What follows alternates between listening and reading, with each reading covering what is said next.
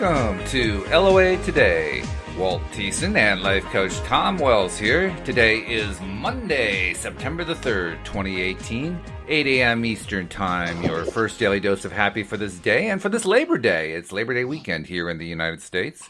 A day that has been part of our experience for, I think it's about 70 years now, if I remember correctly. But Labor Day celebrates the work of people every day in their everyday lives, doing their jobs and giving them a day off, saying, "Hey, congratulations for doing your job all this time." So, happy Labor Day, everybody! How you doing, Tom? Happy Labor Day. Here we are working on Labor Day. Can you believe that? I mean, I tell you, what we have a slave driver for our boss, don't we? Yeah. Well, there's a lot of other days that I don't work exactly work, but actually, my whole life usually feels like work.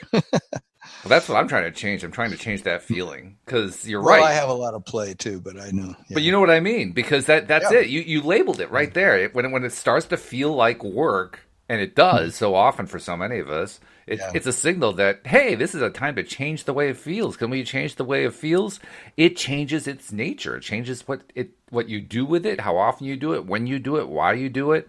It changes the whole feel of the thing. And so, I mean, you nailed it. That's exactly what it is. Well, that's what we got to change right there.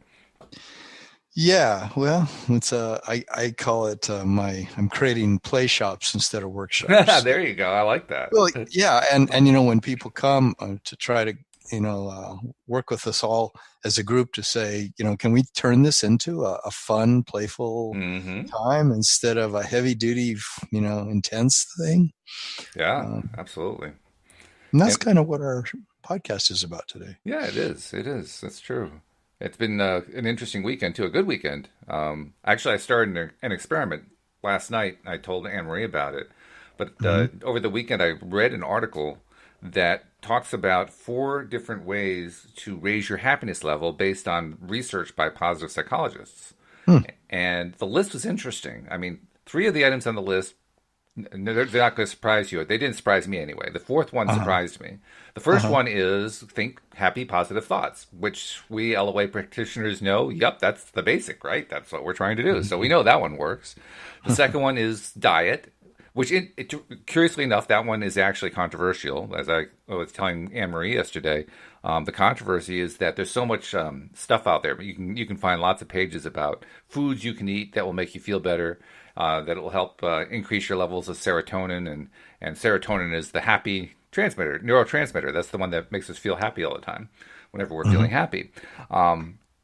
But it turns out that there is a flaw in the dietary approach, which is that all the serotonin gets created in our gut, and there's some sort of a blood-brain barrier that prevents it from getting to the brain. So the question is, are we really getting the benefit of creating all that serotonin with all these foods that we're eating?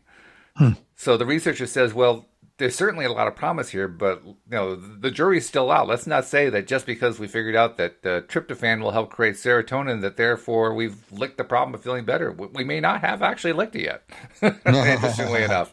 But so that's the second one. The third one is exercise. Again, no surprise there, particularly to anyone who trains hard and gets the athlete effect, right? The high, the runner's high, that kind of thing. Sure. That definitely will help make you feel happier. The fourth one is the one that really surprised me. That is bright light. It turns out that at least 3,000 lumens of light in your immediate environment will actually increase your happiness levels, which kind of makes sense. I mean, we all kind of know to some degree that, a dark room just doesn't feel as good as a light room. But I didn't realize that it needed to be that bright. 3,000 lumens is pretty bright. I mean, a single 60-watt bulb is like 600 to 800 lumens. So what we're talking about here is a room full of lights to really brighten up the room. That's how bright we're talking about. We're talking about brighter than a typical sunny day. Wow. Which is interesting. Well, I don't know if you're really brighter than a sunny day. Yes. How can we create that? Well, I guess we can create that. Oh, yeah. Yeah, I mean, your typical sunny day is about 2,500 to 3,000 lumens, and over 3,000 is what you're aiming for. And if you have a day where you have blinding sun on a snowscape, that gets up to like 10,000 lumens. So a sunny day can get really, really bright depending, on the environment. But your typical sunny day is somewhere around 2,500, 3,000 lumens, something like that. Yeah, it's also, they say for your eyes that if you want your eyes to stay really healthy, that you need a lot of light on. You don't just need the one light on the thing you're reading. You need like lights on across the room and other parts of the room. It actually Yeah, ambient light, as they call it. Yeah. helps your eyes a whole lot to not become overstressed, and you're not working them then as hard as you would if you just had that one or two lights that are in the area that you're in. So I went. I didn't never know that before about keeping your eyes healthy. Yeah, that's an interesting one. And I guess also we shouldn't be surprised by that one either. But Yeah. anyway, I went out and bought a bunch of high intensity light bulbs to put in all the lamps in the office here. So I got a brighter Oh, office, and it's oh. significantly brighter, I have to say. It's good.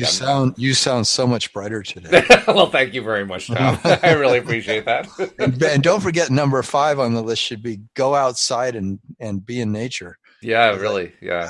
that's like a huge one for me. Of course, that's my go-to. That's what I did yesterday. Went up the mountains for about 5 hours. It was fantastic. Wow. Yeah. Just Yeah. sat Well, around that and kind of combines three and four, exercise and light, all combined into yeah, I one. actually wanted to get a lot of exercise, so I walked an extra long distance. But then I just also Ah. just sat for a really long time in a couple of spots on rocks and things where I Mm-hmm. was reading. Ah. Preparing for our podcast a little bit. Well, it's interesting you mentioned reading because I was doing a little reading too.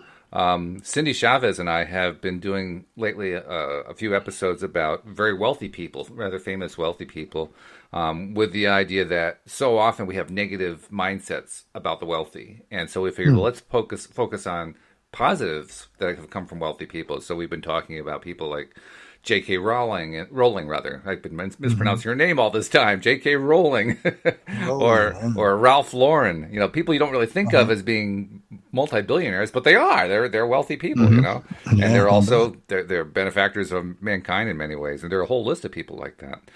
Well, Oh, nice. one of the people we've talked about, kind of in general, and that we're thinking about doing a show on, is Oprah Winfrey. And Hmm. I got a book out of the library by Oprah Winfrey called "What I Know for Sure," and I've just been reading the first few chapters of it. It's a collection of little snippets, so to speak, of what she finds to be, what an answer to the question, "What have you found to be true in your life for sure?" Or is that the way that I guess it was Gene Siskel, the late movie reviewer, once Hmm. asked her the question, and let's see, where was the question? Yeah, what do you know for sure? That was the question. Tell me, what do you know for sure? And Uh-huh. her response in her book was, well, now this was not my first rodeo. I've been asked an awful lot of questions over the years, and it isn't often that I find myself at a complete loss for words, but I have to say the man managed to stop me in my tracks. Well, that became the basis for her book. So she wrote a book of all these little things about what she knows for sure. And I got to tell you, Tom, the first few chapters, I swear, it's straight out of the LOA manual. It Good. really is. I Well, mean, yeah, a lot of people arrive at the LOA understandings. I noticed that. yeah. I mean, the very first little chapter is called Joy, about Hmm. how important it is to be joyful. And then Hmm. she tells a whole series of these little things about being joyful and how important it is to celebrate things and dance when you have the chance to dance and so forth. I'm thinking, my God, this is perfect LOA stuff. So I haven't Yeah, gotten really far into it, but I'm looking forward to the rest of that book. that's awesome. Yeah, Yeah. I've noticed that in watching a lot of documentaries, because I tend to watch a lot of that kind of stuff on this channel called Gaia. Yes. And so many of those documentaries, they come from people that are coming from a huge amount of divergent backgrounds when they're speaking about, whatever the topic of the show, maybe it's about a show about consciousness or about emotion or something. And so many of the people they interview reflect LOA understandings when they speak, but they're not Mm. necessarily, LOA. They don't book themselves as LOA people, Right. but they're not even calling it law of attraction, but they're speaking the same exact understandings. Yeah, so it's just, this is a lot the way life works. If you call it the law of attraction, as if there really are laws, of course, that can always be debated, who's determining what a law is. But, there are principles that seem to be consistently true. And when they're practiced and, we notice them happening in our lives, or we notice ourselves acting on those understandings, I think there are things that work. There are things that work better than other things, I think.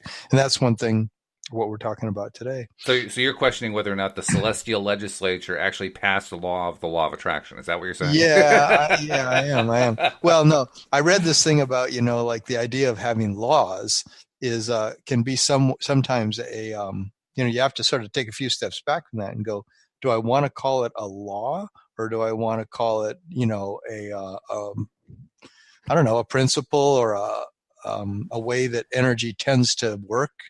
I don't I I don't know. There was, the whole thing was arguing that when you call something a law, you're boxing it in to, like in quantum physics, do we call these things laws, or do we call them something else, like the celestial dance, or Yeah.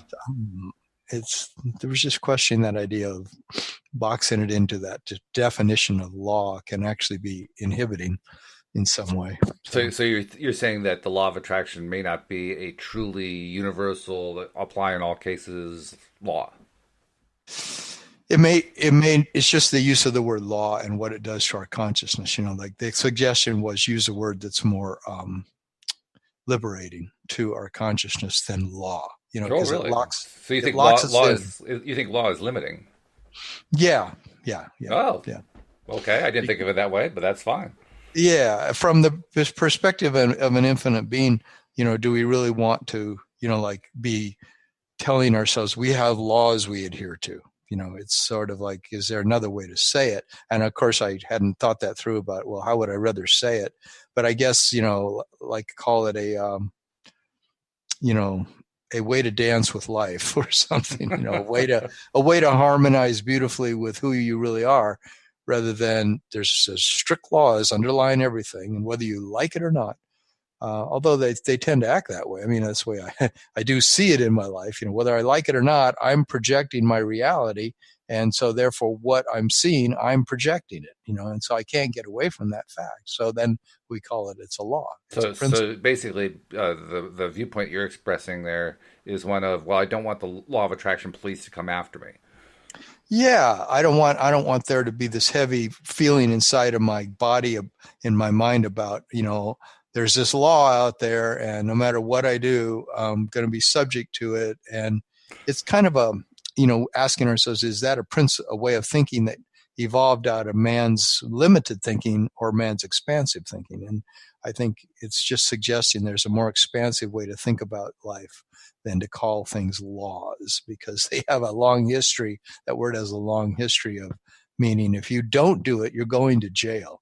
I think that's actually a fun way to look at it, though, what you're just saying right there. Because, I mean, you are under arrest for violating the law of attraction. As long as you have fun with it. I mean, that's just quite funny. Yeah. It's true. But if you take it heavy duty, like this damn law of attraction, it's like, it's like, who made this law? Yeah, right. I've heard Esther talk about it. I mean, that she talks to Abraham like, why does it have to be this way? You got to make an exception for me. I don't want to have the law of attraction apply in this situation. Hey, I didn't vote for that law. Wait a minute, who passed that law anyway? Yeah. So that word is a loaded word, is what I'm saying. The lawmakers, all those people in Congress are lawmakers who we all respect so much. You will obey our law. Yeah, that's right. Take that heaviness out of it. Well, you're right. It does tie into the topic, and I have to tell you, Tom, you come up with some of the most amazingly original topics. They're really, really excellent. I mean, the title of this one today, Dramatizing, Reacting Twice to Our Emotions, ? I mean, that's a really, there's obviously a lot of thought behind that one. And it's really true. Dramatizing is something that we humans do regularly. And interestingly enough, most of us who dramatize, and nearly everybody dramatizes, will keep pointing at somebody else and says, oh, well, there's such a drama queen. Right? It's always the other person who's doing it, right? It's not me. And what I'm asking here is, do we do this with ourselves in a way? That's that. Like, are we dramatizing silently in our heads when we, like this morning, I woke up and I for some reason, this happens a number of mornings, I feel sort of a feeling in my gut that's kind of like terror or fear or anticipation or anxiety. You could say from one point of view it's excitement, but from the point of view of how I'm feeling it, it feels more like, what am I so afraid of? I'm waking up. Why should I wake up and be afraid? One of the first things I notice. And so then the question of this podcast is, do I then take and turn that feeling into a series of thoughts about why the heck am I feeling this way? What's this about? I felt this way so many times. I'm so sick and tired of this. Where am I ever going to get to the bottom of this? And why do I feel this way? And God, I don't like this feeling. And, it must be about my situation with, money or clients or my relationship, or this must be about, this health problem I have. So I start to extrapolate it, and then it's like I'm reacting twice to a feeling that my emotional guidance system has simply put in my guts. There's this feeling in my gut that emotional guidance system is giving me to bring me back in alignment with my love, with my higher self, with my heart, with my joy, with my good feeling, or whatever you want to call it, or just simply let it be. So anyway, I'm learning in my life to let a feeling come up, but not react to it with a whole bunch of thinking. No, well, that's a good skill to have because that way you get to decide what your reaction is going to be instead of just reacting with whatever comes first. Right, right. Or you can decide to not react in a sense and just say, okay, there's this whole principle in psychology which says when you want to process a feeling, you just simply let yourself feel it. So, if that feeling comes up inside myself, what I'm doing now, and of course I've been doing this for years, but I'd forget to do it because I up until actually till this podcast in a way, I really didn't really think about how many times I double react. I react twice to something. And I got this idea from somebody I was reading, that this idea of the double reaction. And some people just flat out call it beating yourself up or just like why do you make your life extra stressful? Why don't you just feel the feeling? But I never thought before that, okay, just feel the feeling and it will guide me back into alignment because it's just there to bring me back into alignment with my better feeling self. Mm-hmm. And so it will dissipate. But if I add to it, if I add anger, if I add angry thoughts to why I'm angry, and then I'm rejecting myself for having that feeling. I'm saying this is not okay that I have this feeling because it's a negative feeling. So therefore I find a way to like dramatize it inside my own self, or maybe I talk to somebody else from that place of saying, I always feel this way, and God, it was such a drag. I woke up this morning feeling this way, and man, I can't believe that I still go to this place. And then we're just adding insult to injury, you might say. So feeling the feeling, I just let myself have that feeling this morning, and I tried to be neutral about it, just witness it. And by the time I was downstairs getting ready for the podcast, it had only been 15 minutes, I was sitting on the couch and realizing, wow, that thing's gone. I don't feel that anymore. Yeah, sure. Just sort of went away. Because you took away the charge of it. Mm-hmm. And all the extra thoughts. Yeah. Because the extra thoughts are when we tell a story, and the story we tell ourselves, then it brings new feelings. So we're doing that thing of 17 seconds on, I put extra focus on it, and now it's bringing more thoughts about the same thing. But if we trust that feelings are our emotional guidance system, then we can let them come up, sit with them, feel it, say, okay, that doesn't feel that great, but it's a feeling. Sometimes I even just go, that's just a sensation in my stomach. Now, why do I need to label that I'm terrorized, or I'm really afraid of something, or I'm really angry at something? I don't have to call it those names. Sometimes we want to, we want to say, well, what is this, But if we say, well, it's my emotional guidance system telling me that somehow something's out of alignment, but let me just feel the feeling and let it guide me back. Let it take me back into alignment. And that's what happens.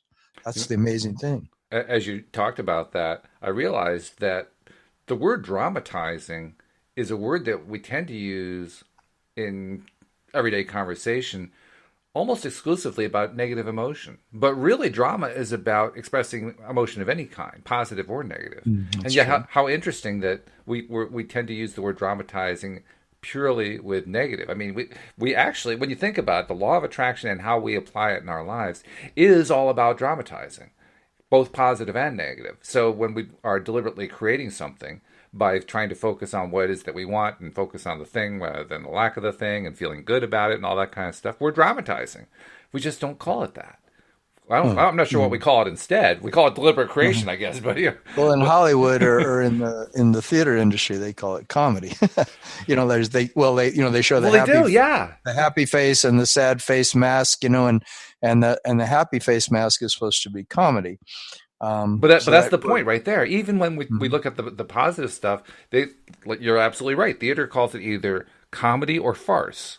In other Yeah. words, even both of those words have a charge to them that say, well, you can't really celebrate joy. You can't really dramatize joy. You can't dramatize happy. You can't Mm. dramatize satisfaction. You can't dramatize love.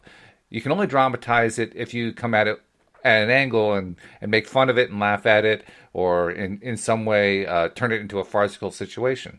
So even there, we're still trying to turn it into a negative, Uh, maybe so. which is really Yeah. interesting to me. Uh-huh. In fact, And it's so interesting to me that for the longest time I've wondered about what it takes to change the way we think of storytelling. I mean, there's two kinds of storytelling, right? There's the kind that Abraham talks about: tell a better feeling story about your life. So it isn't really a story in the sense of the story of Mary Poppins or the story of Jurassic Park or something like that. It's more like I feel better, I feel rich, I like this, I prefer that. It's not really a story that goes anywhere. It's just better talk to yourself. So that's the kind of story they're talking about. But the other kind is like the Hollywood story, the theatrical story, the movie story, where there's a Mhm. complete storyline and characters and so forth. And the thing Yeah. that I keep asking myself is all of that theater and movies and all that kind of thing, they're all really good at dramatization, as we're using the word here. They're especially good at the negative stuff, and the positive stuff they turn into farce or comedy.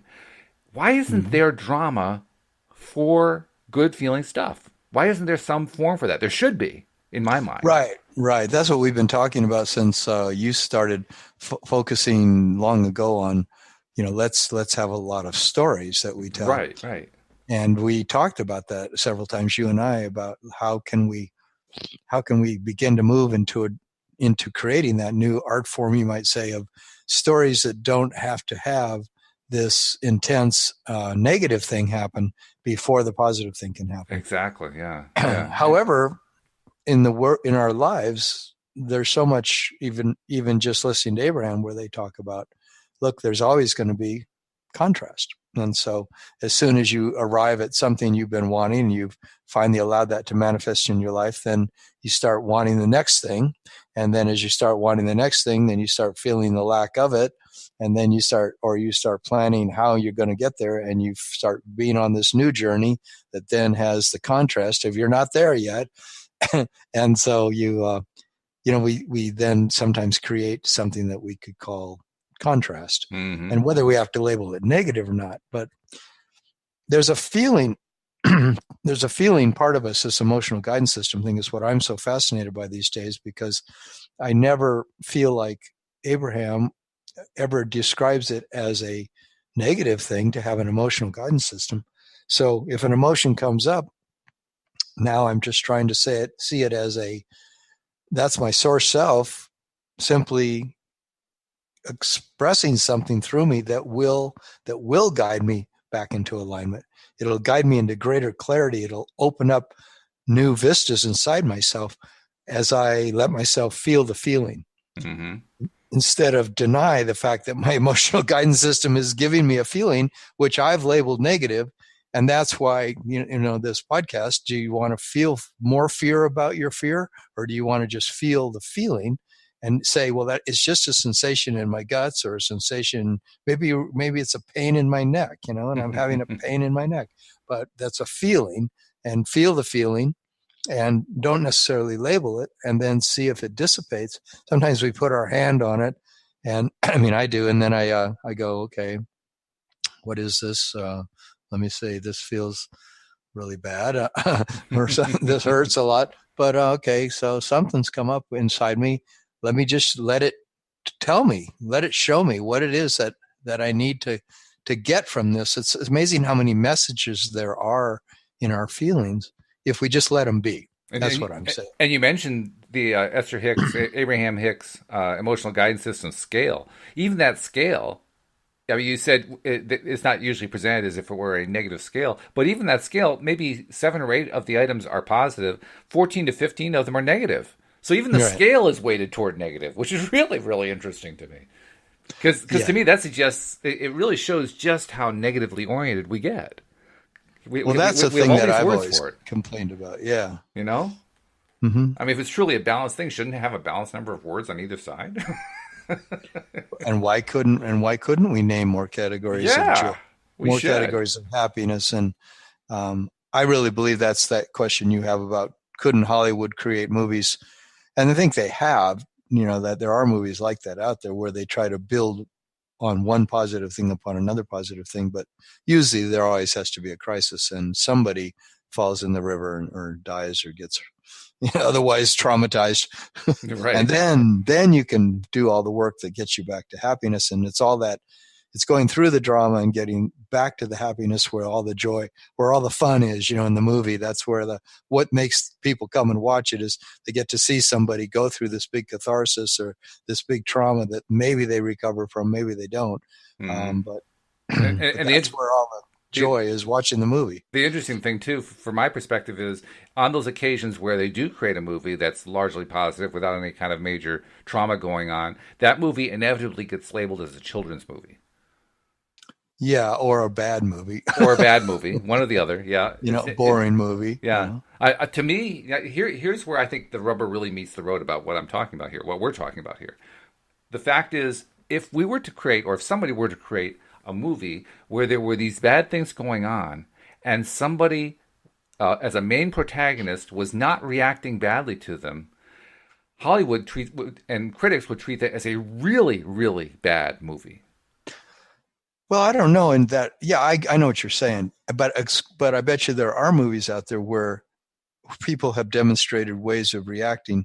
I remember that karate show that was always on television back in the day. I don't know, can't remember the name of it, but it was a real karate guy who played the star. I almost got his name there, but Like Bruce you Lee know, or Jackie Chan or something like that. it was another guy. But anyway, he did a lot of things in that television show where he reacted to things more like you would expect a martial arts master to react. Hmm. In other words, when somebody attacks a martial arts master, the martial art, one of the main thing they do is they stay calm, and Hmm. they, like Aikido is based entirely on True. Yeah. using your body to defer the blow that's coming towards you, To so deflect that it. Yeah. it goes back to the person who threw the blow, Right. and then throws them off balance, and then a Kaido master can somehow then win the competition or whatever it is, the Right. fight, Yeah.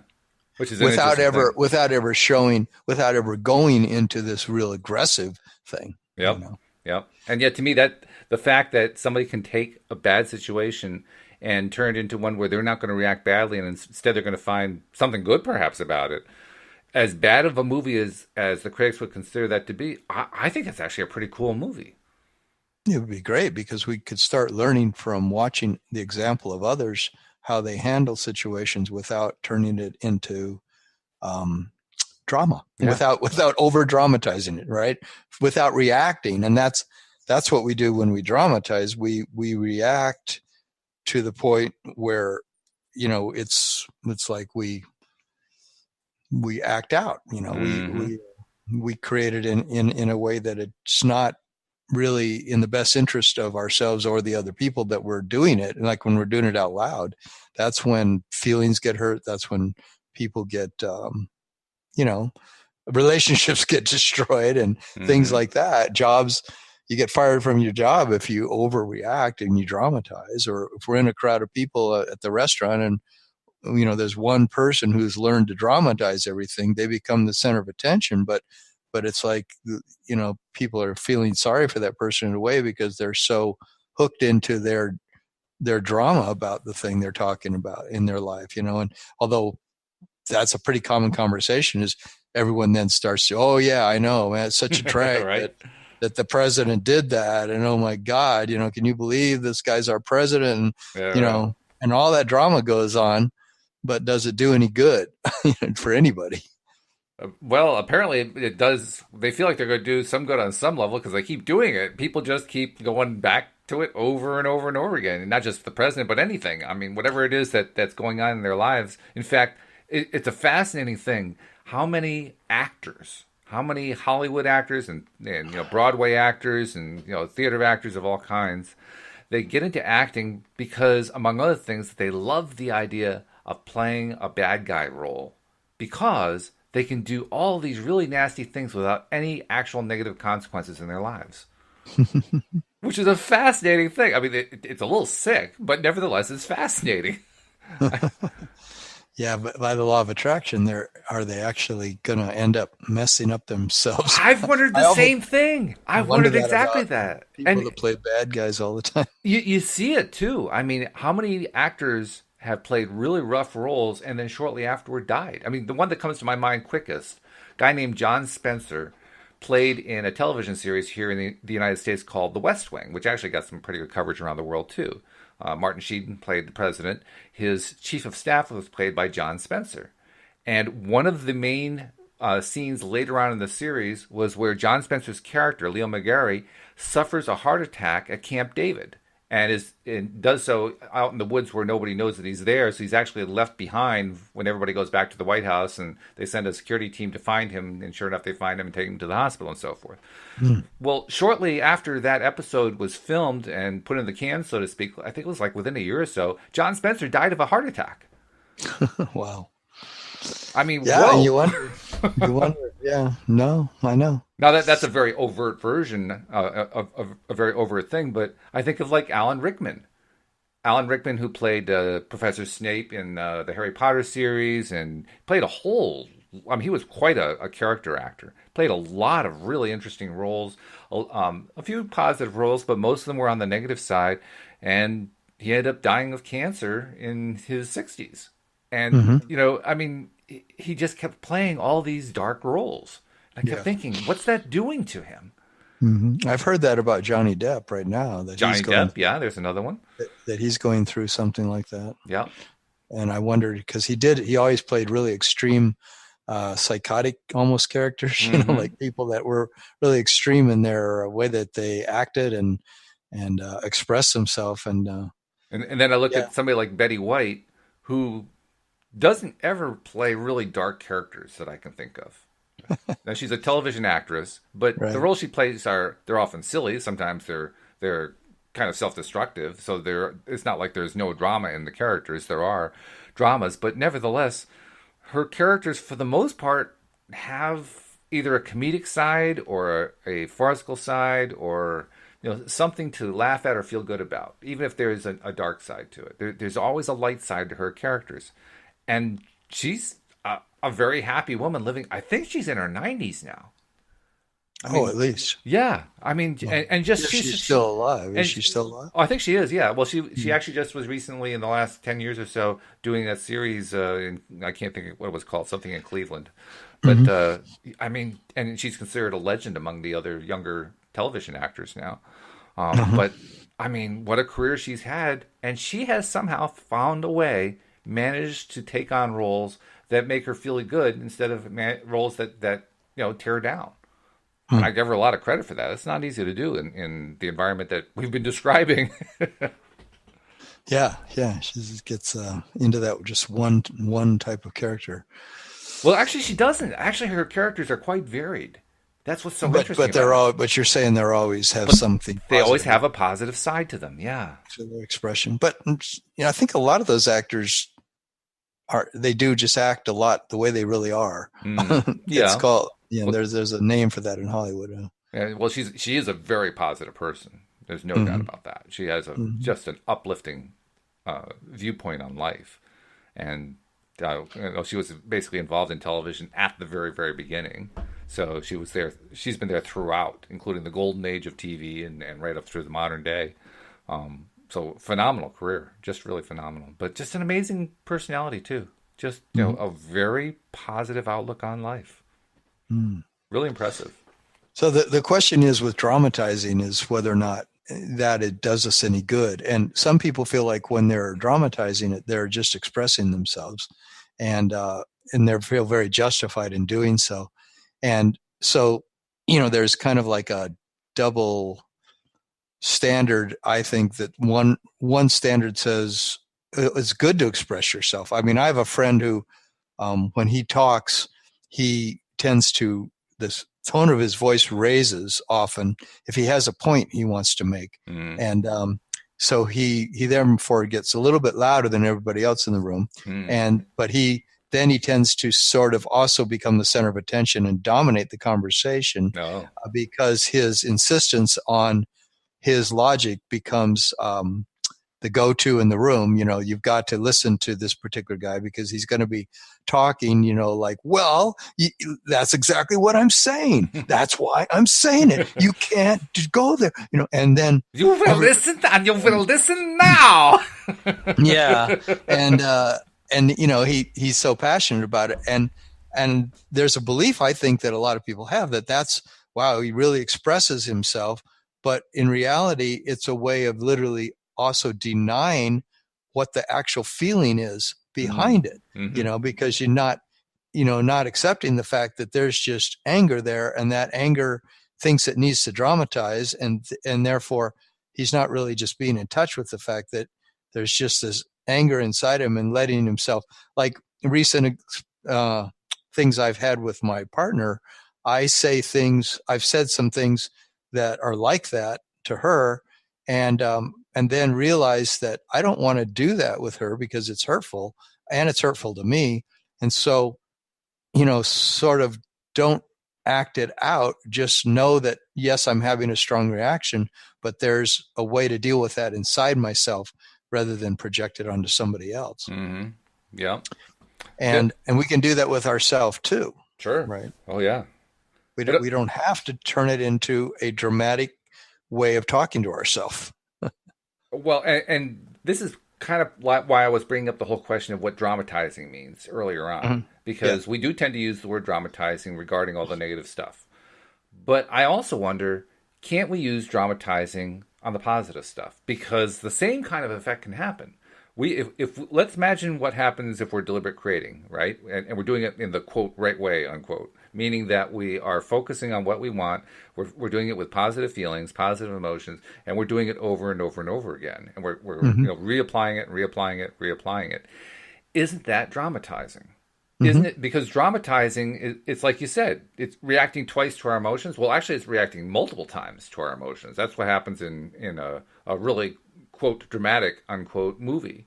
That there's a bad scene, and then there's the corollary to the bad scene, and then there's the alternative to the bad scene, and the bad scene that morphs into another bad scene, and Right. that's the way drama works, right? Uh-huh. Well, Uh-huh. why not apply the same principle to positive? I just believe that there's got to be a way to do it, and I think there actually is. I think we're learning how to do that as deliberate Yeah. creators. That's part of what we're learning, because when we apply the same approach of reacting multiple times to positive emotions, we're doing the best deliberate creation we can do. And by the way, as a little side effect, we're living a fun, joyous life at the same time. Yeah, as long as we're not doing it in order to pave over the what we're trying to run from, like if we're trying to flee from feeling the bad feeling. I think it's important to feel the bad feeling, let it dissipate, and then, you know, I think it's great what you're saying. Like I've done that so many times, and they literally teach that in now in a lot of workshops and things, which is get yourself to really feel the good feeling, because I think a lot of our society trains us that old, I call it like the Protestant work ethic or something. It's that old Calvinist way of staying really sober rather than expressing yourself, because it's, that even a lot of us as kids, we got chided for being overly expressive, like calm down, no, you don't need to like get so excited about it. But kids get excited, and then they get more excited, and they get more excited. Yeah. And that's something that slowly is bred out of us as we go to school and we become more and more sober adults who are supposed to be balanced and calm, and we learn to deliver all of our lines in a more calm and stable and sober way, and then you have to relearn if you want to really be excited about your life. You've got to Yeah, relearn right. how Yeah. to Well, say things isn't in it an interesting excited though? way. Isn't it interesting though? I mean, you said it really well. You said, I don't remember exactly what the wording is, but the gist of it was, we don't want to focus on all those positives if it means covering up our negatives, and that is Mm-hmm. exactly the viewpoint that so many people maintain. I mean, it's very common, for instance, in the therapeutic world. Therapists are all about making sure you don't bury those negative feelings. Here's Yeah. the really interesting question, though, from my perspective. Why is it they never talk about the reverse? Why is it they never talk about burying your positive feelings by focusing on your negative feelings? Because to me, the principle works both ways. I don't really Well, see how it's yeah. just one direction. I think it's two directional. Well, I think the thing is just the question that I have: is there simply an emotional guidance system or not? And that's the key to everything right now in my life. Is that, look, if there is a divinely ordained, so to speak, a source originated instead of divinely ordained, you call it either, whatever, but is there a source originated emotional guidance system that is always giving me a feeling that is guiding me? So if I'm getting a feeling of peace, or I'm getting a feeling of ease, or I'm getting a feeling of relaxation, or getting a feeling of excitement or joy or bliss, or am I getting a feeling of anger or sadness or fear? If you want to label whatever the feeling is, sometimes all these things are just a sensation in us, but then we give it a name. Right, right.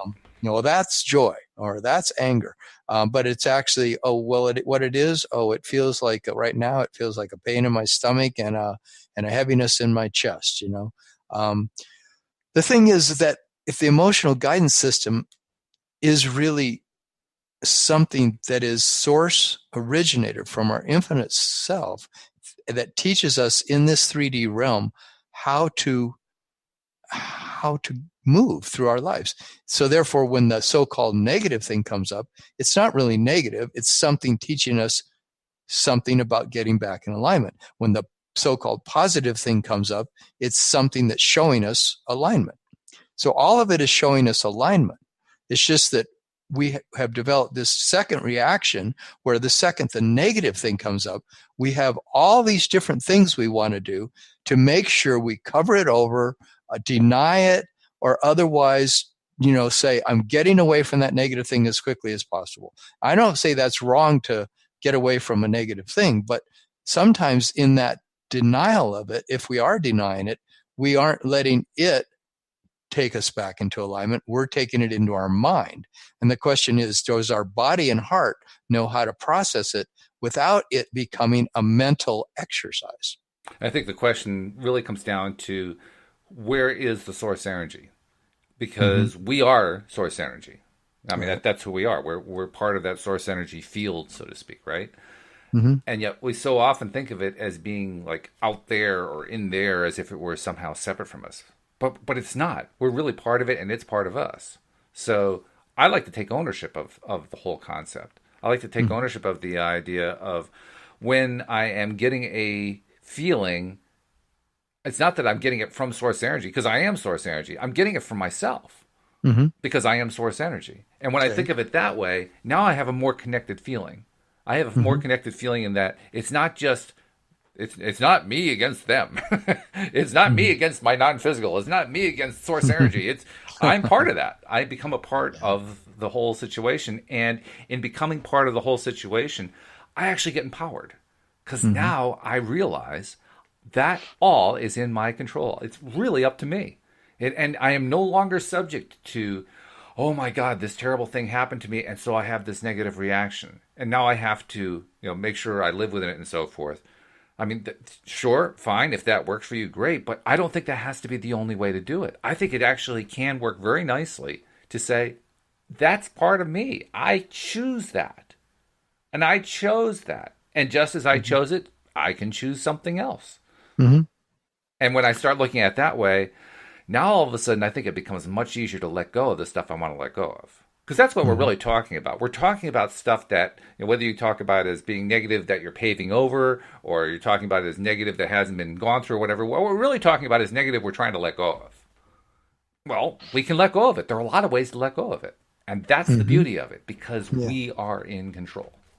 Yeah. Allowing it to be there. I think the big difference for me, as I just recently said, is whether or not I go into my mind with it or not. Because if I go into my mind and Mm. use my control there, I think that's short circuiting something that my body and my heart are better equipped to deal with.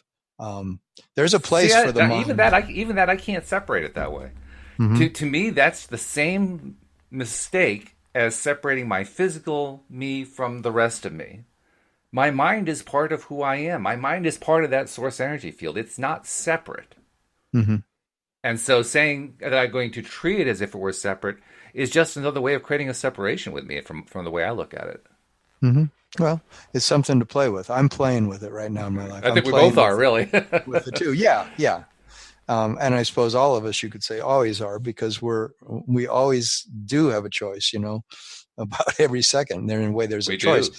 But sometimes when these things come up in me, like this morning, waking up feeling that in my guts, I didn't feel like I had a choice about that. And even laying there in my bed, I didn't feel like, oh, I just make this go away with a different thought. I decided, I'm not going to just create all these different ways of thinking to change this thing. I'm going to see what it wants to tell me. I'm going to just sit with it. I'm Mm. going to just let it be. I'm going to just feel into it. It's my new way of dealing with feelings. Is that Which is great. Sure. I just want to feel into it. Yeah. Now, with joy and with good feelings, I'm doing the same thing. Like I've noticed, like yesterday, I was driving in my car, and all of a sudden, I was overtaken with this feeling of how good I feel, and it was a really nice thing.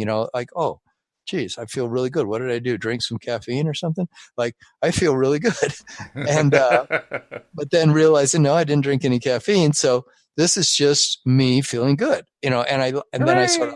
I just reveled in it. I Yeah. just and of course I was sitting up in the mountains yesterday, and it was just so totally still. It was so quiet. It was amazing. Mm. And I just was sitting there and just feeling how good it feels to be in that place of such stillness, just Oh, like yeah. incredible stillness. So feeling my feelings is really nice for me, to be sort of drop into my heart and be less into the constant analysis that I've trained my mind to do. Because over many years of, and many people would tell me this in the past, says, God, you think so much, you're in your head so much. And I'd go, really? I am? And, but then I've been looking at that over the years, and especially lately, because I think being in my head is the main reason why I make my life difficult, and why I think I have problems whenever I do, is because what I do with it in my mind. But when I just be in my heart, that's why last podcast, it was about, can I just take something and sort of surround it with love, and just say I love you to it, and leave it at that. No matter what it is, that I just sort of take it into my heart and let it be, instead of feeling like I always have to come up with a better feeling story. If I feel something bad, I've always got to think of a better feeling story. And it becomes this task I give my mind, that's an endless task of always going into my mind to deal with things, rather than going into my heart and letting myself feel it in my body, and then seeing what my body, in its intelligence, knows to do with it. That is the beauty of having so many different processes, because with all the Mm-hmm. different processes, we can pick and choose. We can say, nope, I'm Yeah, not going to go with that one, but yep, I'm going to go with this one, and nope, I'm not going to yeah, go with that one, but yes, I'm going with this one instead. Yeah, and we can mix and match. We don't have to go with the same one every day. no, We can do whatever one works, and as long as it works, yeah, who cares how you got there? I mean, we use the story of the GPS. The analogy of the GPS. You're trying to travel from New York to Los Angeles, or vice versa, and if you go off the track, the GPS will tell you, make a legal left-hand turn or a right-hand turn, or whatever it takes to get you back on track. But the yeah, fact is, it doesn't really matter which direction we're going. And not just because of the GPS, but just because it just doesn't matter. What matters is what's working for us. I mean, if I actually feel better driving through Canada to get to Los Angeles, then drive through Canada to go to Los Angeles. Who cares if it takes longer? It Yeah, doesn't right. really Have fun. matter. What matters is Yeah. I enjoy going through Canada. Or if Uh-huh. I prefer to go through, the south, the deep south to get to Los Angeles, then I prefer to go to the deep south. Who cares if it's Yeah. not a direct route? Yeah. Yeah. Yeah, there's no one judging us. We can't. That's why I put in that definition of the podcast today in the little blurb. I said we're not wrong, Right. no matter how we do it, because sometimes we might feel sad about our sadness or angry about our anger, but that's something that we've also chosen to do, and we can then take and do something with that too. We can say, well, that's just another feeling I'm having on top of the other one, and so I can also let myself feel that one and let it be my emotional guidance system. It's going to guide me back too. So no matter what we do with something, there's always a way to get back in alignment. There's always Hmm. a way to get back to the feeling of feeling good. And that's It's it. just that sometimes we just, I personally don't want to keep shooting myself in the foot, so to speak, or adding injury to insult by creating a worse feeling story about a feeling I'm having. Yeah, I don't think any of us really like that too much. You're right. But yeah, we tend to do that sometimes. We often do. It's true. But nevertheless, like you say, there are a lot of strategies. And Hmm. I like the fact that there are a lot of strategies. I mean, I remember when I first started being exposed to the law of attraction, trying to understand how to make any of it work. And, the Hmm. first few times I heard strategies, I would try them and they wouldn't work for me. And I was like, oh, God, this stuff must be a bunch of baloney. It must not actually work. But then I'd hear the Hmm. stories from people that it was working with, and I'd say, well, why isn't it working for me? And eventually, I kind of stumbled along and realized at some point there were other processes. There were other things we could do to get ourselves back into alignment. First Hmm. of all, actually, there was also the question of getting into alignment. I didn't even know about alignment at first. That one was new to me too, But once I found out about that, then it was about, well, okay, how do you get back into alignment? And that's when this whole stream of different opportunities came to me in my experience. Like, I'd read things or I'd talk to people or whatever, and you could do this, you can do that, you can do the other thing.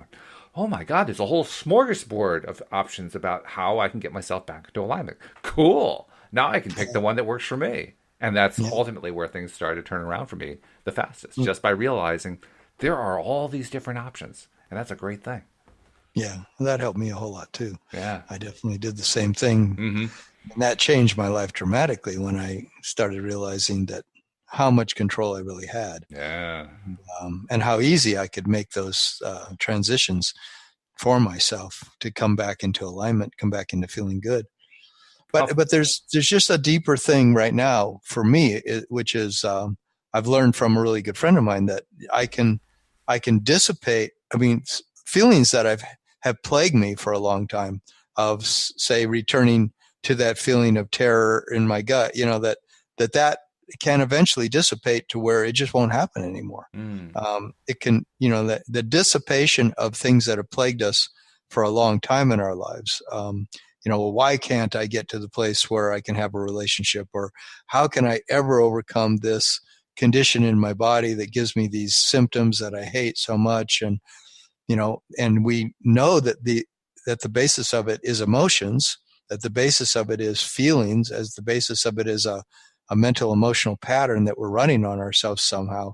And so how can we finally let it dissipate? mm. That's what I'm looking at now in my life. Yeah, How can well, I? that's just it. We're trying to dissipate stuff and dissipating. I like that word. I do too. I like the word because when stuff dissipates, it's a way of almost visually seeing or experiencing the releasing of something. Hmm. Because when we release it, it seems like it dissipates. It seems like it just kind of disappears into little sparkles or something. Yeah, let it fade away. It's Yeah, sort of like a rainstorm ending, and it's, the rain was just constant, and then it dissipated, and now it's gone. yeah. Um, And that's a big thing is understanding through experience, experiencing the release of something, and experiencing what it's like before the release, during the release, and after the release. That's huge mhm. because as we recognize that happening more and more in our lives, it gives us a database, so to speak, of experiences. And the more experiences we have in releasing, then it seems like it's easier to release over time. And I'm always looking for the thing that really works for me. Mm-hmm. Like, and right now I'm onto this thing of Right. of feeling feelings, like Yep. letting them be Yep. and letting them be my emotional guidance system. And look, it'll take me back into alignment. All Mm. I got to do is just be easy about it instead of stressing out about it and turn it into a big drama inside myself and having a second reaction and a third reaction to it. Just, let it be, and it will guide me and I'll be fine. And then, that what my friend is saying, that then that thing will eventually no longer plague you. You'll sort of play it out, and it will, because it was coming, sometimes they say, from something that was locked in there when we were a lot younger. And so it's sort of like an inner child that has a tremendous amount of fear. And when you finally just let it, you love it, you take it into your heart and you allow it to be there, and you surround it with love, and you say, it's okay that I have this feeling. It's okay that I feel terror. It's okay that I feel this strong anger. I'm just going to let it be right now. And it's welcome at my fire. It's a giant monster. It's like it doesn't fit in with the rest of my good feelings here. And we got joy over here. We got happiness over there. And then there's this huge giant monster sitting there called terror. But you're welcome here too. And then one day you look back over at it and it's a little child too, and you go, oh, everything was not as terrible as I thought it was. Mm-hmm. Yeah. Um, That's a fascinating topic, that's for sure. By the way, we have just a few minutes left. I want to get a couple of mhm. messages in. First message, if you're not yet a subscriber, and maybe this is your first episode, and if you're liking it, you're going to like all the episodes, and we do 11 of them a week. So take a moment and go to our homepage at loatoday.net, and you will see exactly how to subscribe using whatever device you use. You can also just go direct. I mean, if you're on an iPhone, for instance, or an iPad, just go to your podcast software that's built in with the operating system. And inside that podcast software, you'll see a magnifying glass that allows you to search for LOA Today. It'll pop right up. You click the subscribe button, and then you get all of our episodes. Similarly, on the Android, same thing, except that there's not a built-in podcast software, but that's okay. Just go to the Play Store because you can find a whole bunch of them out there. Pick the one that you like. Some of them are free, some of them have a fee, but do whichever one you want. Download it, install it, and then open that up. And again, you'll be able to do a search for LOA Today. So whatever way you do it, become a subscriber, because that way you get all these terrific, uplifting, feel good, make your daily dose of happy episodes coming to your smartphone or to your device every single day. And for those of you who are already subscribers, we're also urging you, put out a note so that more and more people find it, because there's so many millions of people who don't even know about LOA Today yet. And you can see how much it's doing for you. Well, share the good news. Put it out on social media. Include the phrase loatoday.net and let more and more people be a part of it. And then finally, if it ever moves you, I mean, Tom, we actually had a couple of contacts just in the past few days from people who are listeners. One of whom actually, I didn't send this one to you, but one said that he wanted to be on the show as like a co-host. And I don't really have an opening for a co-host right now, but you don't have to be a co-host to be part of the show.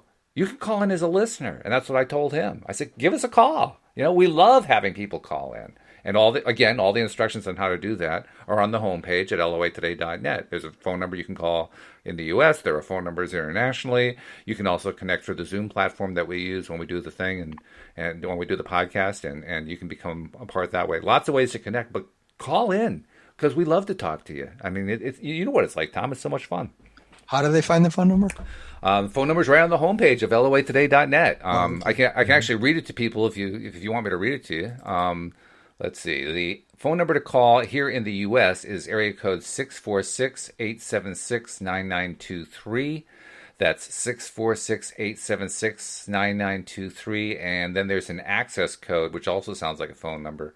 The access code is 860-264-5432. So that combination, if you're not going by phone, but you have a device you want to connect to talk to us, that's the way to get in. Or I'm sorry, that is with a phone. If you want to do it with a device, then you do it through the Zoom platform. But whichever way you want to do it. Just go to the homepage of LOA Today. It's all right there. It's all phone number explained. and the access code will be there. Everything's right there. Yep, the whole thing is there. Linked to the Zoom platform. Everything right there. But.